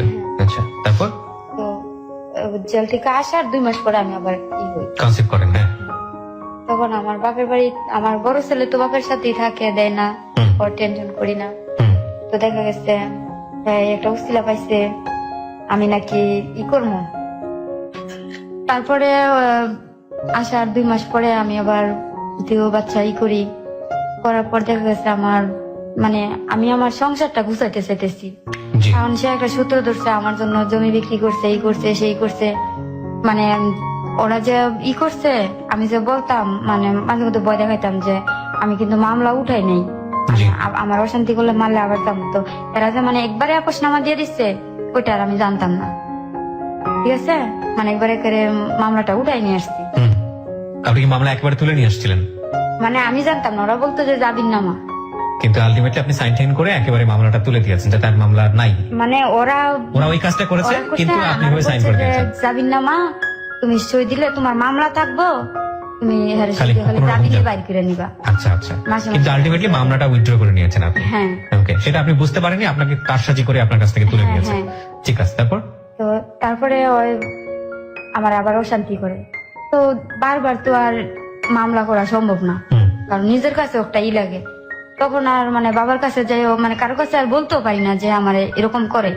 হুম, তারপরে হ্যাঁ কাজ করে না, একদিন আচ্ছা। কাজে গেলে 2 দিন কাজে যায় না, 2 দিন গেলে 3 দিন কাজে যায় না, Okay. বাজার টাজার আনে না, মানে অনেক কষ্ট। ওকে, আমি মানুষের বাড়িতে কাজ করি, কাজ করে যাই করি। হুম, তো আমাদের এলাকায় নতুন একটা ফ্যাক্টরি তৈরি হচ্ছে, তা আমি ফ্যাক্টরিতে চাকরি নিই। আচ্ছা, ফ্যাক্টরিতে চাকরি নেওয়ার পরে কিসের চাকরিটা? যে স্পিনিং মিল, স্পিনিং মিল, মানে গার্মেন্টস এর চাকরি? হ্যাঁ চাকরি নেই ভাইয়া, বেতন মাত্র, কাজ তো আমি আগে কোথাও কাজ করি নাই, হুম। 970 টাকা বেতন। ওই কনসিভ করার অবস্থাতেই?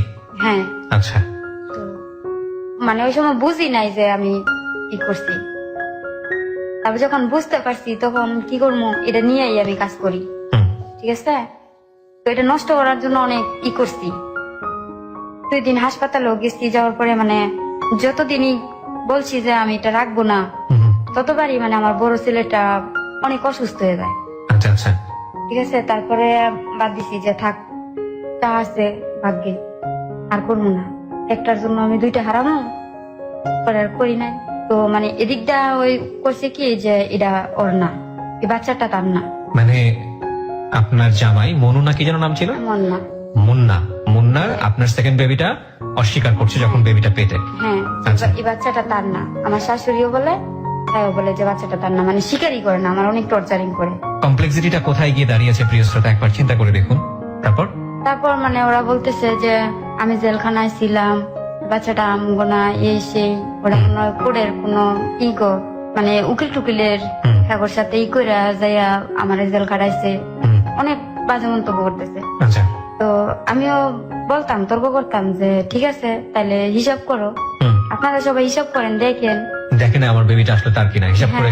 যে দেখেন ওই কতদিন জেলখানায় ছিল আর জেলখানাতে বেরোনোর কতদিন পরে আমার বেবিটা হয়েছে, আপনারা ই করেন করে এটা নিয়ে অনেকদিন তর্ক বিতর্ক চলতো। তারপর মাঝখান দিয়ে কই থাক, ওরা যখন অস্বীকার করে যে এটা হ্যাগো না, এই কারণে আমি আর বেবিটা নষ্ট করবো না, ঠিক আছে। মানে আপনি জেদ চেপে গেল আপনার। হ্যাঁ, যে ওরা যখন বলতেছে যে এটা অন্য লোকের মানুষের, ঠিক আছে আমি আর এটা নষ্ট করবো না। ওকে। আমি আমার বেবিটা রাইখা দিলাম, আমার বেবিটা নিয়েই আমি কাজ করি। তো যেদিন নিয়ে আমার বেবিটা হইব জি ওই দিনও আমি কাজ করি, সারা এসিড ডিউটি করে সকাল 6টা বাজে ডিউটিতে গেছি, 2টায় আসছি। 2টা বাজে ডিউটিতে আইসা রান্না বান্না করে গটর গুছায়া মানে রাত্র এসব নামাজের দিকে যায় আমার বেবিটা হয়।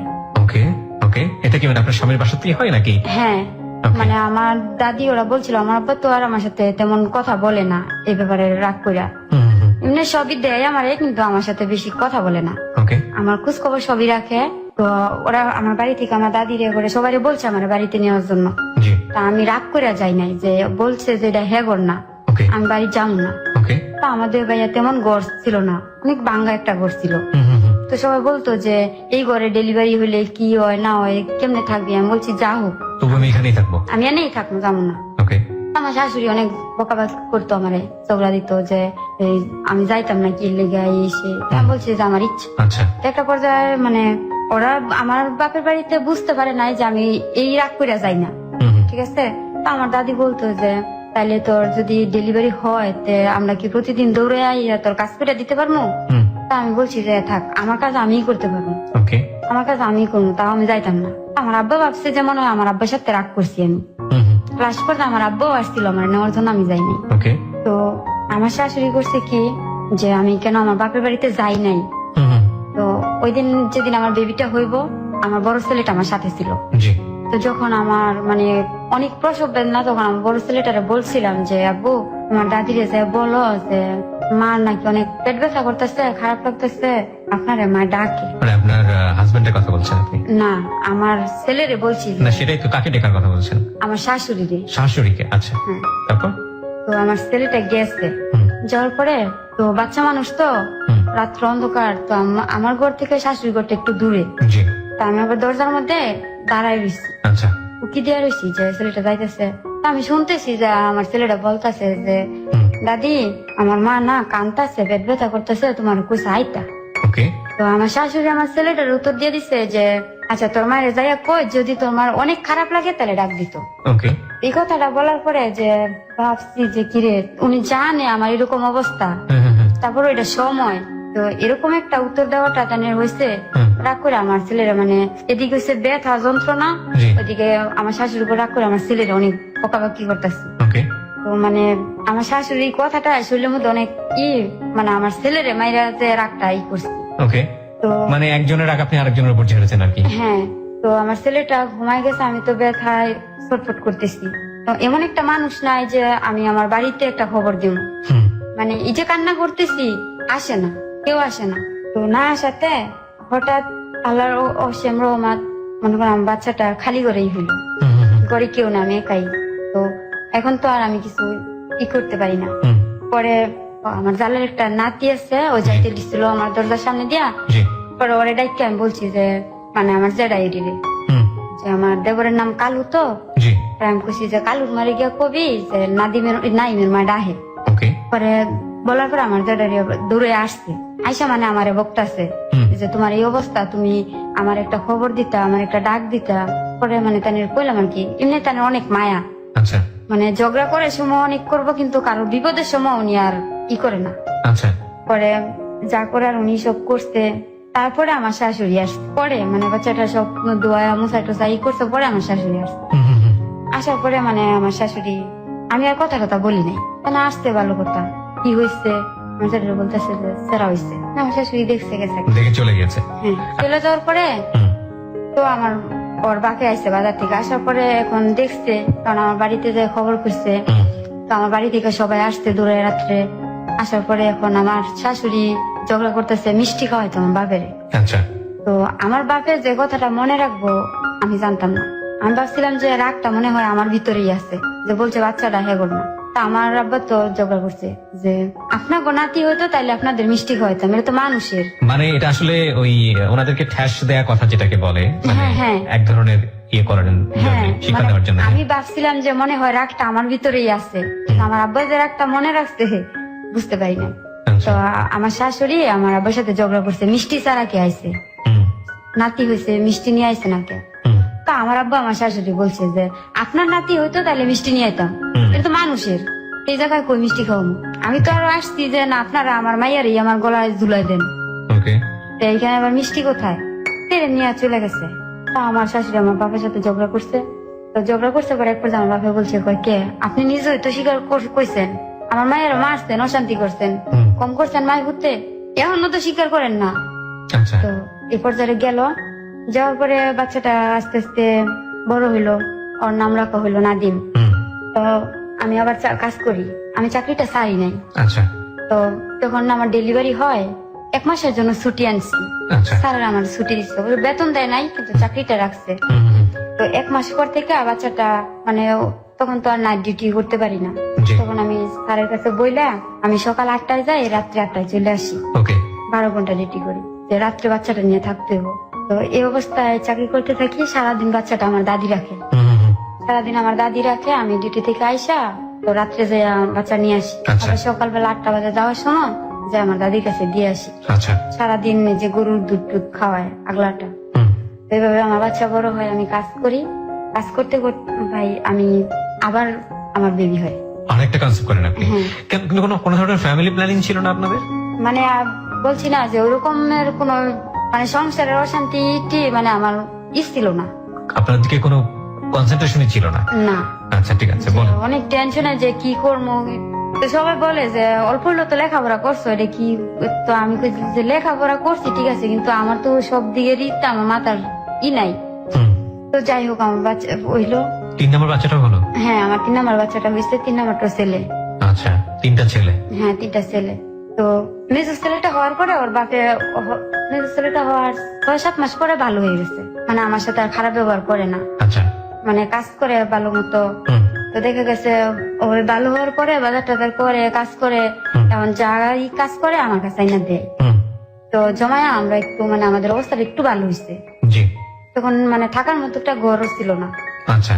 তো আমি চাকরি করে কিছু রাখছি, ওর বাপের রেন্টে জমাইছি, তারপর আমাদের গ্রামে যে সমিতি করে হুম, ব্যাংক থেকে লোন উঠায়, হুম, এভাবে লোন টোন উঠায়া অনেক বড় করে একটা ঘর দিচ্ছি, আচ্ছা, যে অন্তত আমার ছেলেরা তো ঘরে থাকতে পারবো ঝড় বৃষ্টির মধ্যে। জি। অনেক বড় একটা ঘর দিচ্ছি। তো ঘরে টিভি আনছি, সবই করছি। তো আমার বাসুরে জায়গা বিক্রি করবো, তো আমার বাসুরে জায়গা বিক্রি করবো। এখন আমার তো শ্বশুর নাই, তো সবার লাগে, ওরা নাকি পাইছে কই থেকে জায়গা। জি। তো আমার যারা 4 ভাই, 4 ভাইয়া 25,000 করে টাকা পাইছে। আচ্ছা। তো 25,000 করে টাকা পাওয়ার পরে ওর বাপের আমি বলছি যে দেখো এই টাকাটা দিয়া হয়তো আমরা একটা ক্ষেত রাখি, মানে আমাদের যেটা হাজার রাখে গ্রামে, জি। যে একটা ক্ষেতের উপরে দিয়া তুই না তোর নকটা কাজ করি। আচ্ছা। ওর বাপে দোকান দিব, বাজারে দোকান দিব। হুম, তো আমার আব্বা বলতো যে দেখ এমনি তো তোর অশান্তি, এমনি অশান্তি, এখন যদি দোকানটা দেয় তো দেখা গেছে রাত্রে 12টা 1টা আইব, জি। তুই এক সাইডে, তোর উপরে আরো জানি কত কি কথা উড়ায়, ঠিক আছে? তো ওরা অনেক বুঝানোর পর দোকান দিবই। হুম, তো এর মাঝখান থেকে আমি আবার 30,000 টাকা উঠাইছি আচ্ছা, ব্যাংক থেকে। আচ্ছা, তো সব টাকা নিয়ে দোকান দিব। তো ওই টাকাটা নিয়ে করছে কি, তাই আমাদের গ্রামের জন্য আমার ছোট ছেলেটা হয়েছে, ছোট ছেলেটা হওয়ার 5 দিনের দিন হুম, আর গ্রামের অন্য একটা মেয়ে নিয়ে আসে সিলেট মাজারে গেছে আচ্ছা। ঘুরতে। এই যে গেল আর কোন খবর নাই। আপনার হাজবেন্ড? আমার ছেলেটা 5 দিনের রাইখা গেছে, যেহেতু আর আসে না, সিলেট মাজারে গেছে, তা আসে না কি করবো, কয় মারা গেছে, এই করছে সেই করছে। তা আমার শাশুড়ির সাথে কিন্তু যে যোগাযোগ আছে ওটা মানে আমার শাশুড়িও বুঝতে দেয় নাই। মানে আপনিও জানেন না বিষয়টা? না, আমি 3টা বাচ্চা নিয়ে আপনি একা একা? 3টা বাচ্চা নিয়ে এখন আমি একা। তো আমি কি করে চলবো, কিন্তু মানুষের বাড়িতে কাজ করি, আমি চাকরি করি, এভাবেই চলতে থাকি। তো একটা পর্যায়ে আমার ছোট ছেলের 5 দিনের রাইখা গেছে। আমার ছোট ছেলের বয়স যখন 1 বছরের হয়েছে, তখন আমি মানে আমার দেবর বাসুর হেরা ঝগড়া করে ই করে আমি একলা ই করতে পারি না, তখন আমি চলে আসছি আমার বাড়িতে। আচ্ছা। যে মানে তাদের সাথে আর আমি উঠতে পারতাছি না। হুম। তো আমি বাড়িতে চলে আসছি। আমি 1 বছর পরে যখন বাড়িতে আসছি, আমি বাড়িতে চলে আসার 1 সপ্তাহ পরে সে বাড়িতে আসছে, আচ্ছা। আমার হাজবেন্ড বাড়িতে আসছে। তো বাড়িতে আসার পরে আমি করছি কি যে রাগ কইরা যে ছোট ছেলেটা মানে সবাই বলতেছে যে বাচ্চাটা যে দিয়ে তাইলে অন্তত হ্যাঁ তোর নিব, হুম। কারণ ছোট বাচ্চা তো পুরুষ মানুষ পালা সম্ভব না। তো সবার কথা শুনে আমি আমার ছোট ছেলেটা নিয়ে রাগ করে দিয়ে গেছি যে আমি পালছি অনেকদিন, আমি আর পালতাম না, আমি আর পারি না, আচ্ছা। আমার বাপেও পারে না, আমিও পারি না, এটা করে দিয়ে গেছি। ভাইয়া বিশ্বাস করবেন না, আমার বাচ্চাটা দেওয়ার পরে মানে 1 ঘন্টার ভিতরে এসে 50,000 টাকা আমার বাচ্চাটা বিক্রি করে দিচ্ছে। আপনার বাচ্চাকে বিক্রি করে দিচ্ছে? বিক্রি করে দিচ্ছে, আপনার হাজবেন্ড নিজে? হ্যাঁ। তারপর? ও বাচ্চাটা বিক্রি করে দিছে। তা আমি তো রাগ খেয়ে গেছি। তো আমার অনেক অশান্তি থাকলো ভাইয়া, আমার যে 3টা বাচ্চা, সে তো কোনোদিন আমার বাবা আমার 3টা বাচ্চা যাতে কোনো খারাপ ব্যবহার করে না, আমার বাচ্চাদের এত আদর করে। মাঝে মধ্যে যদি রাগ করে আমি কি করি, তা আমার বাবা আমারে বহে চেহারা কি করছে। আমি কখনো মানে আমার শাশুড়ির সাথে ঝগড়া করে আমার বাচ্চারা যদি রাইকা বাড়িতে গেছি, তা আমি বাড়িতে উঠতে পারছি না।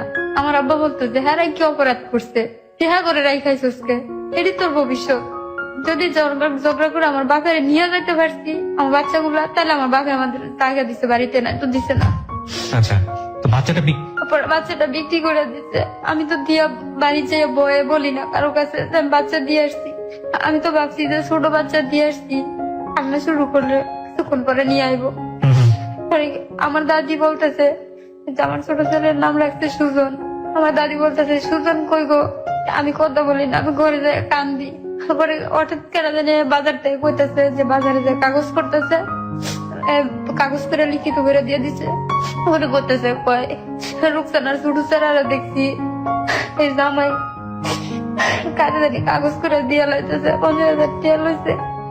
পরে আমার দাদি দৌড়ে গেছে, আমার দাদি দৌড়ায় যাইয়া আমাদের গ্রামের মেম্বার চেয়ারম্যান সবাই দৌড়া আমার ছেলেটা নিয়ে আসছে। তারপর মেম্বার চেয়ারম্যান হ্যাঁ জিজ্ঞাসা করে কয় তা আমার দিয়ে গেছে, আমি কি করবো, আমি ফালতার মু ছোট বাচ্চা আমি ফালমু, এই বলে নিত না। তারপর আমার বাচ্চাটা নিয়ে আসছে, আসার পরে আমি 3টা বাচ্চা নিয়ে আমার বাপের বাড়িতে তাই কাজ করি। কিন্তু আমার সৎমার অত্যাচার এত বাড়ে যা বলার মতো না। তো আমার বাচ্চারা একটু বড় হয়, দুষ্টামি করে, মানুষের সাথে ঝগড়া করে, এটি নিয়ে আরো অনেক অশান্তি। আমার ছোট ছোট চাচার তো ভাই আছে, তাদের সাথে ঝগড়া করে। তো আমি তো বাড়িতে থাকি না, আমার দাদি আমার বাচ্চা কোলে নিয়ে হাঁটে। আমার দাদিরে আমার ছেলেরা মা ডাকে, এখনো আছে আমার দাদি। আমার ছোট ছেলেটা জানে আমার দাদি ওর মা। তো আমার বাচ্চা কোলে নিয়ে হাঁটে, আমার দাদিরা আমার কাকিরা খাবার দেন না, আমার সাঁজেরা খাবার দেন না। নাতি পালছে যারা জীবন, নাতির ঘরের বুদ্ধি লইয়া পালে, বুড়ির কত তেল হয়েছে, বুড়িটা আরো বিয়া দেব যাবো, মানে অনেক বাজে বাজে কথা বললে। আমার দাদি শুধু কান্দে, কিছু বলতে পারে না। এইসব কিছু দেখা ভাই আমার বাড়িতে ভালো লাগে না, আমি বাড়িতে চলে যাই। বাড়ি থেকে বের হয়ে যান? বাড়ি থেকে বের হয়ে যাই, কারণ আমার জীবনটা এতই এর মধ্যে গেছে, আমি আর লোড নিতে পারতেছি না। কোথায় বের হয়ে গেলেন? বের হয়ে যাই, যে তাদের সাথে চাকরি করতাম, আমি জানি একটা মেয়ের সাথে আমি সব বলতাম আমার কথা। তাই কইতো এক কাজ কর, তোর বাচ্চা দাদি পালায়, তো তুই চাকরি কর, এটা কোয়ার্টারে থাক, মিলের ভিতরে কোয়ার্টারে থাক। আমি স্যারের কই তোর ভিতরে একটা কোয়ার্টারের মধ্যে একটা লয়ে দেয়, সিট লয়ে দেয়, কোয়ার্টারে থাকবি, বেতনে টাকা বাড়িতে পাঠাই দিবি, তোর কোয়ার্টারে ভাড়া লাগতো না, তোর খাওয়ার খরচটা রাইকা টাকাটা বাড়িতে পাঠাই দিবি, আর সপ্তাহে 1 দিন ছুটি আছে যাইয়া যাই দেখাবি। তো এর বুদ্ধিমত্তা ভাই আমি কোয়ার্টারে থাকে কাজ করি। তো কাজ করার পরে আমি যখন পুরা কাজ শিখে লাইছি, তখন এই যে আমাদের বাবুরহাট বলে, নরসিংদী বাবুরহাট, মানে বাচ্চা কাছে আপনার দাদির কাছে রেখে এসে আপনি কোয়ার্টারে কাজ শিখলেন? ওকে, কোয়ার্টারের কাছ থেকে কাজ করেন আর কি? হ্যাঁ। তো নরসিংদী বাবুরহাট যে বলে, ওইখানে একটা গার্মেন্টস হয়েছে আমার। তো এখানে আমার বেতন 3,000 টাকা। জি। তো ওইখানে নাকি বেতন 5,000 টাকা, হাজিরা গোনা সবকিছু সব টোটালি খরচ মিলে 6,000 টাকা বেতন। তো মানে অনেকেই চলে যাইতেছে আমার সাথে। তো আমি বলছি যে ঠিক আছে তাহলে আমিও যাবো, আমি এখানে 3,000 টাকা পাই, এখানে 6,000 টাকা। না আমি যদি একটা বাসা ভাড়া থাকি, আমার 1,000 টাকা বাসা ভাড়া লাগবো, তাও তখন 2,000 টাকা থাকে। আমি ওইখানে যাই চাকরি নেই, তো একটা রুম ভাড়া নেই 500 টাকা, ছোট একটা বারান্দার রুম, জি যে শুধু আমি থাকতে পারি। তো 500 টাকা রুম ভাড়া। ভাইয়া যে বাড়িতে রুম ভাড়াটা নেই, মানে বাড়িটা এত ভালো, আমার মনে হয় যে উনি আমার মা, উনি আমার এত বুঝায়, এতই করে। এখন আমি আসার সময় ওনার ফোন দিছি, কালাম আমি চাইতেছি আমার জীবন লাইফ স্টোরি বলার জন্য। উনি আমার এতই করতো, উনি নিজে না খাইয়া খাইয়া আমার খাওয়াইতো। আমি বাজার করতাম না, আমি উনার উপরেই খাইতাম। কইতো যে আমার বাচ্চারই দেখা ওনার মায়া লাগতো, আমার জীবনের কথাগুলো শুই না দেখা ওনারে নিয়ে গেছিলাম আমার বাড়ি। যাওয়ার পরে দেখা এসে সব দেখার পরে কইতো ওনারা মাঝে মধ্যে রুম ভাড়া সহ 1,000 টাকা দিতাম মাসে। এমন করে ওনার বাড়িতে চাকরি করে। তো হঠাৎ করে আমার একটা বান্ধবী একটা ছেলের সাথে প্রেম করছে। তো প্রেম করার পরে বিয়ে করব, তো বিয়ে করব, তো ওর সাথে কোর্টে গেছি। আচ্ছা কোর্টে যাওয়ার পরে যে কোর্টের মুহুরি আছে, ওই একটা মুহুরির সাথে পরিচয় হয়। হঠাৎ উনি দুষ্টামি করে, তখন আমি একটা মোবাইল নিচ্ছি। তো দুষ্টামি করে উনি বলতেছে যে তোমার নাম্বারটা দিয়ে যাও।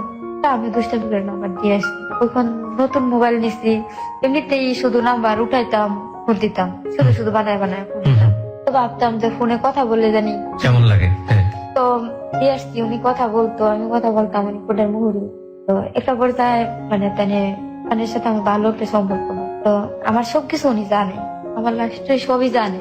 জানার পরে সবকিছু যাই না, উনি আমার সাথে মানে একটা অফার করে সম্পর্ক করার। তো উনি কি বিবাহিত ছিল?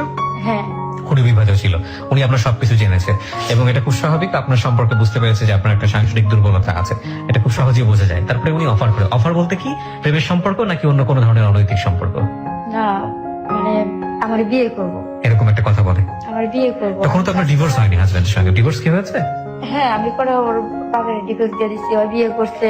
মানে না না, আপনি যখন এই সম্পর্কের সঙ্গে জড়াচ্ছেন, মানে এই ধরনের যে আপনাকে মুহুরি অফার করেছে, তখন কি আপনি ডিভোর্স? হ্যাঁ, তখন আপনি ডিভোর্স হয়ে গেছেন? হ্যাঁ, যখন আমার বাচ্চাটা বিক্রি করে ফেলছিল তখনই আপনি তখনই divorce ডিভোর্সটা দিয়ে দিয়েছেন। আচ্ছা বলেন তারপর।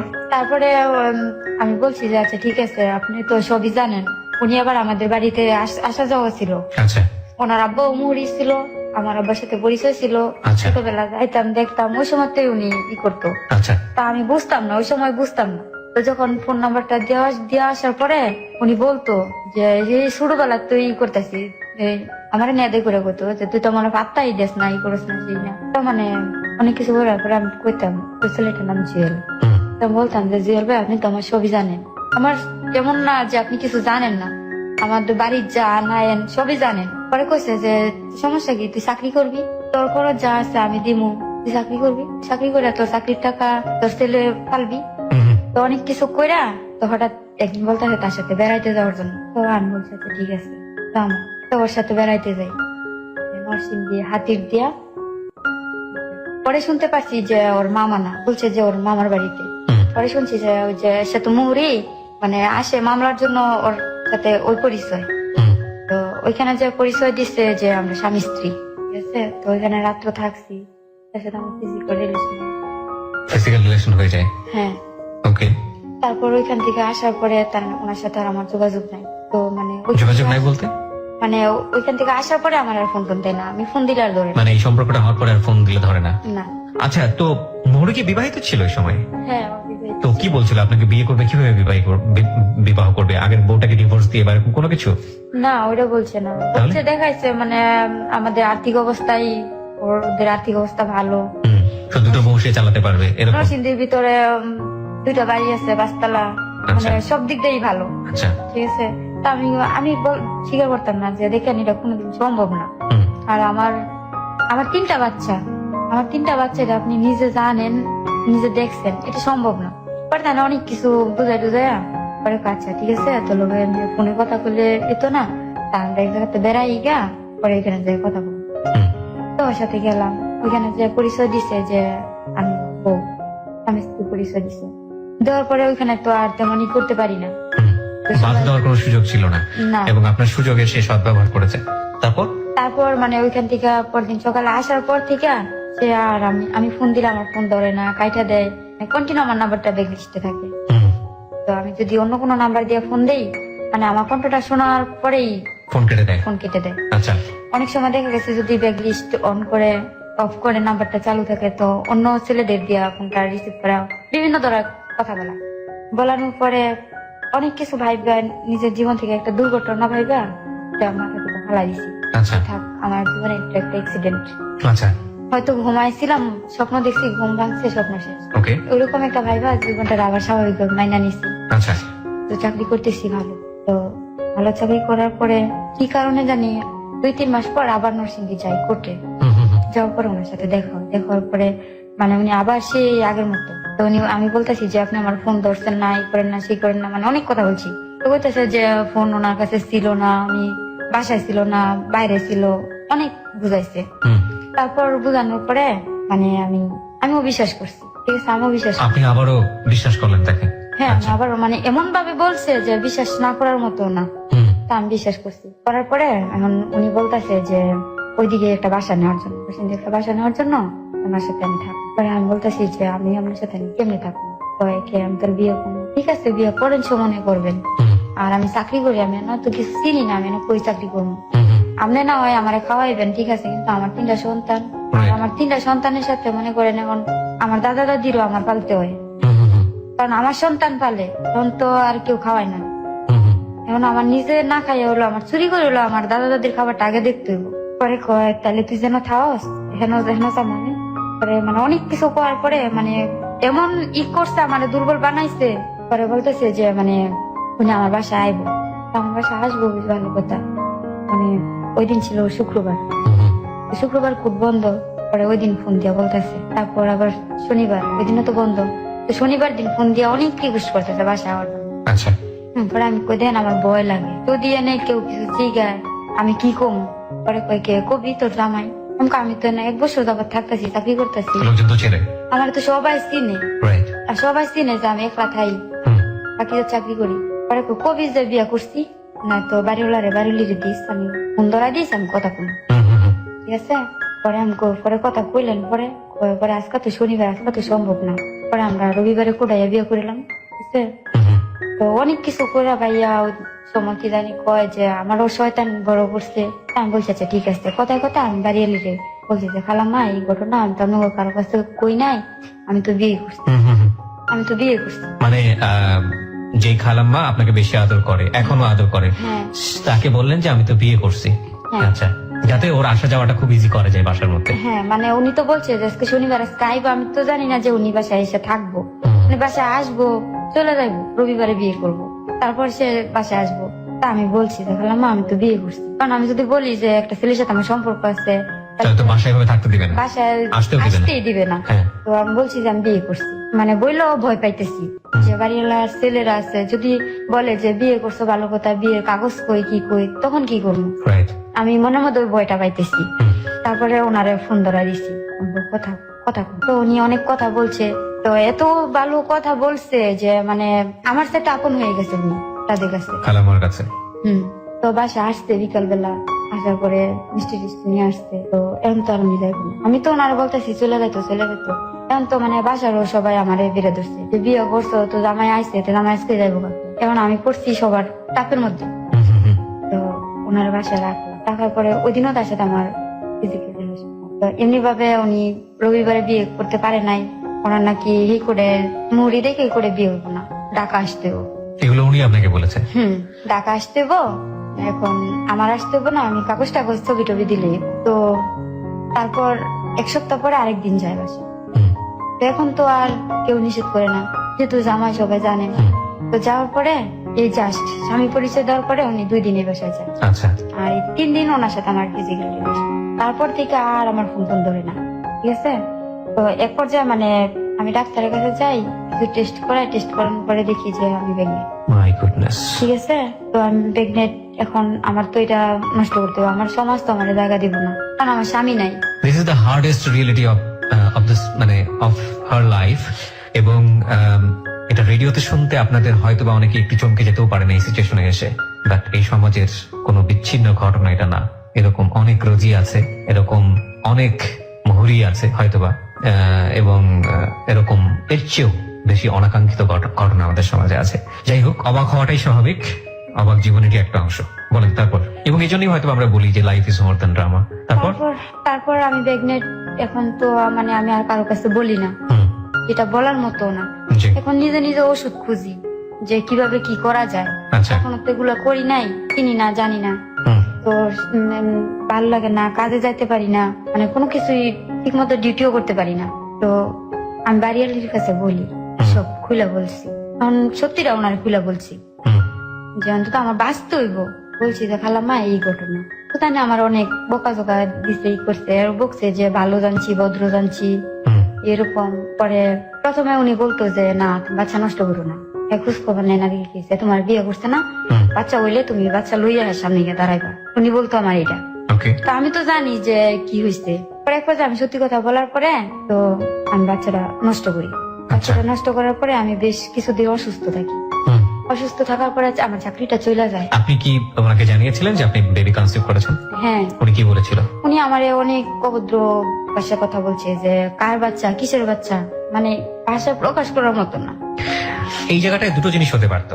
একটা হচ্ছে উনি চাইলে এই বেবিটা নিয়ে মামলা করতে পারতেন কোর্টে, এবং যদি মামলা করতেন তাহলে যে ভদ্রলোক এই কাজটা করেছে, ভদ্রলোক বলাটা ঠিক হবে না, অভদ্রলোক অফকোর্স, তিনি কিন্তু লং টার্মের জন্য ফেসে যেতেন।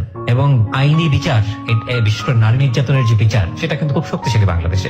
কিন্তু কথা হচ্ছে যদি মহিলাটা এই কাজটা করতেন, সমাজ তাকে কোন চোখে দেখতো? ধরুন ওই ছেলেটার বিচার হলো বা আদৌ হলো না, অথবা সেই ছেলেটা বিপদের মধ্যে থাকলো, শেষ পর্যন্ত রেজাল্ট কি হতো? সামাজিকতার দৃষ্টিকোণ থেকে মেয়েটার কি হতো? মেয়েটার দিকে সবাই কি দৃষ্টিতে তাকাতো? আর ওই ছেলেটা যদি দুনিয়াতে আসতো, ওই ছেলের জীবনটা কি হতো, কিংবা বেবিটার জীবন কি হতো? এই প্রশ্নগুলোর সমাধান আমাদেরকে কি আইন দিতে পারবে? এই প্রশ্নগুলোর সমাধান তো সামাজিক ভাবেই করতে হবে। সামাজিকতার জায়গা থেকে আমি আপনি কি পারবো ওই বেবিটার দিকে খুব সহজভাবে তাকাতে, কিংবা এই মহিলার দিকে খুব সহজভাবে তাকাতে? সেই বোধ কি আমার মধ্যে আইন বা নিয়ম কানুন জন্মগ্রহণ করিয়ে দেবে? This is really impossible. সমাজের এই জায়গাটায় পরিবর্তন হওয়াটা খুব জরুরি। এবং আমরা প্রথমত চাই না এরকম অনৈতিক ঘটনার জন্ম হোক।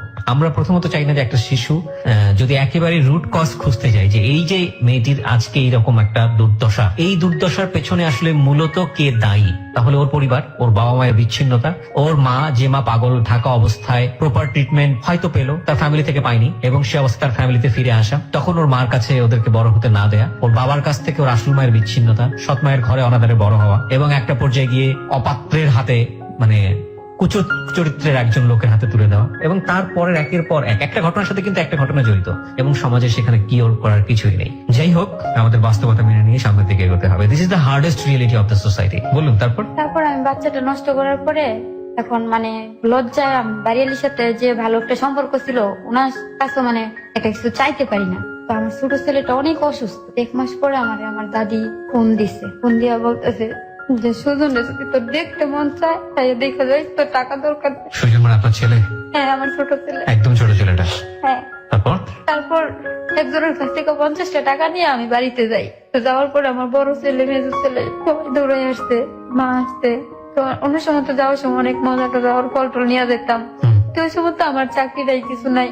তো যখন প্রতি সপ্তাহে বাড়িতে যেতাম, তো এই যে নরসিংদী 5 দোনা বলে, 5 দোনা মোর ফলের দোকান আছে, ফলের দোকান থেকে আমি প্রতি সপ্তাহে ফল টল নিয়ে আসতাম। তো ওই ফলের দোকানওয়ালা মানে ইচ্ছামি করতো, দুষ্টামি করতো। তো হঠাৎ করে যে ভাবলাম যে হয়তো ওনার সাথে পরিচয় হয়েছে, সম্পর্কটা একটু ভালো, যেহেতু ভালো কথা বলি, দেখি। পরে আমি বলি যে ভাই আমার একটু উপকার করতে পারবেন? পরে বলে যে ভাই আমি তো কিছুদিন অসুস্থ ছিলাম, আমার চাকরিটা চলে গেছে, আমার ছেলেটা অনেক অসুস্থ, যদি আমার 500 টাকা ধার দেন, ছেলেটা নিয়ে হাসপাতাল যেত। পরে উনি বললে উঠছে কি যে 500 টাকা কেন, তোমার 1000 টাকাই দিব, আয়ো বেড়াই। আমি আপনার কাছে 500 টাকা চাইলাম, ধার দিতেন, আমার ছেলেটা অসুস্থ, আর আপনি মজা আলবাম যে বেড়াইতে যাবো আপনার সাথে। না, আমার বাবির বাড়ি যাবো, আবার আইসা করুন। আপনার বাবির বাড়ি যাইবেন, আমার নিয়ে আপনার বাবির জিগাইতো না আমি আপনার কি লাগি। তখন যখন কারো কাছেই পাই না, পরে উনি কথা বলছে। পরে তারপর আমি আমার ছেলেরে নিয়ে গেলাম ওনার সাথে। তারপরে ওনার নাকি ভাবি, তো ভাবির বাসায় যাই দেখি আমার মতো আরো 2-4টা মেয়ে। তো দেখলাম উনি ভাবিরে টাকা দিল।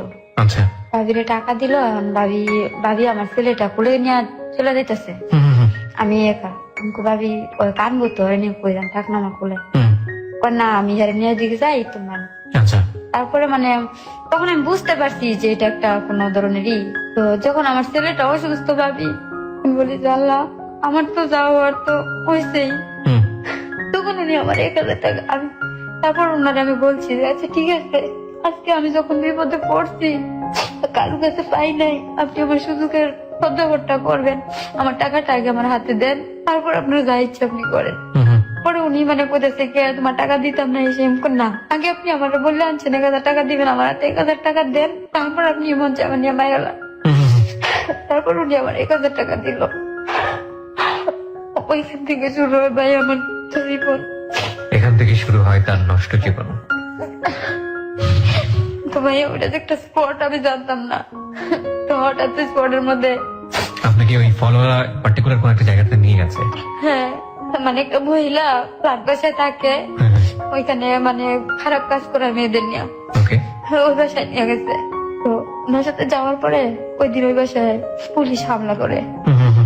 হামলা করার পরে এমন আমি যে হাজার করে বলতেছি যে আমি কিছু জানি না, বুঝি না। যে ভাই আমি কিছু জানি না, তারপর অবশেষে আমি সত্যি কথা বলছি। ওখানে একটা এসআই ছিল, উনি মানে আমার বাড়িতে ফোন দিয়েছে। আমার বাড়িতে ফোন দিছে, এমনিতে বলে নাই যে এমন একটা স্পট থেকে আমাদের ধরছে। বাড়িতে ফোন দিছে, ফোন দিয়া পরে জিজ্ঞেস করতেছে, সে পরে বলছে যে খুব বিপদে পড়ছে, উনি থানায় আছে। পরে একটা পর্যায়ে মানে বলতে হয়েছে যে ওরকম জায়গা থেকে, তখন তো ভাইয়া ওইখান থেকে আসার পরে আমার বাড়িতে জায়গা দেন, আমারও বাড়িতে জায়গা দেন। আমি খারাপ হয়ে গেছি। ফলোয়ারটা কোথায় গেল ওই সময়টাতে? ওরে ধরে নিতে গা আমার বাচ্চার কান্না দেখা পরে আমার পয়সা যাচ্ছে, ঠিক আছে তা রোজি, আপনি একটু নিজেকে কন্ট্রোল করুন, কারণ আমরা জানি যে আপনার জীবনের গল্প এখনো অনেক কিছুই বলার বাকি আছে। বলুন আপনি যা ঘটে গেছে আজকে। আপনি তো এক ধরনের চপেটাঘাত করতে এসছেন এই সমাজকে, যারা আসলে আপনাদের মতো রোজিদেরকে প্রপারলি বড় হওয়ার সুযোগ দিতে পারেনি, এইসব মানুষদেরকে, যাদের কারণে আজকে আপনাদের এই 25 বছরের জীবন কলুষিত। বলুন আপনি বলুন, এরপর কি হলো? আপনাকে বাড়ি থেকে বের করে দিল, তারপর? তারপর আমার বাড়ি থেকে বের করে দিচ্ছে। বাড়ি থেকে বের করে দেওয়ার পরে আমিও মাঠের খাইয়া বাড়ি থেকে বের হয়ে আসছি। এখন তো আর আমার যাওয়ার মতো জায়গা নাই, চাকরি নাই, এখন পরিচিত কেউ নাই যে আমি কারো কাছে যাবো। চাও ভাবি যে কোনো আত্মীয় স্বজনের কাছে যাবো, তারপর যখন আমার মনে হয় যে আমার বাড়িতে এতটুকু করছে, হয়তো আমার আত্মীয় স্বজনরাও বলছে যদি এর তো বেশি অপমান করে, কোনো আত্মীয় স্বজনের কাছে যাই নাই। তারপরে এমনি করতে করতে আমি সারাদিন ওদিকে আমার কাছে একটা টাকাও ছিল না, আমার কাছে কোনো টাকাই ছিল না। আমি সারাদিন রাস্তা দিয়ে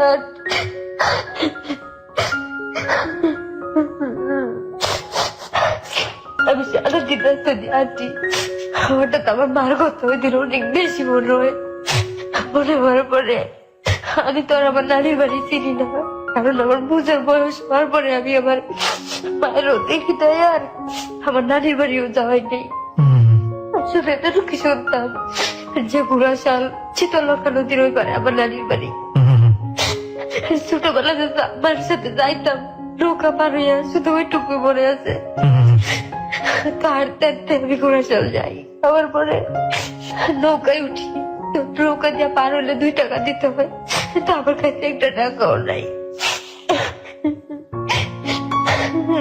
নৌকা বাজি যখন টাকা চাই, আমি ভাই আমার কাছে টাকা নাই, আমি আমার নানির বাড়ি যাবো। তোমার নানির বাড়ি কই আমি জানি না, আমি জানি না আমার নানির বাড়ি কোথায়।